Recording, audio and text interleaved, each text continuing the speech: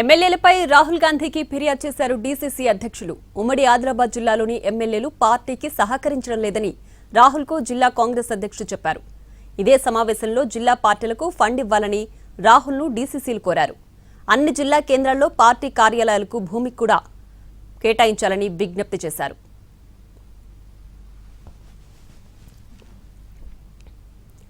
ఎమ్మెల్యేలపై రాహుల్ గాంధీకి ఫిర్యాదు చేశారు డీసీసీ అధ్యక్షులు.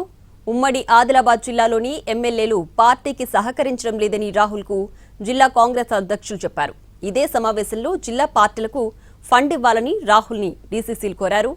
అన్ని జిల్లా కేంద్రాల్లో పార్టీ కార్యాలయాలకు భూమి కూడా కేటాయించాలని విజ్ఞప్తి చేశారు.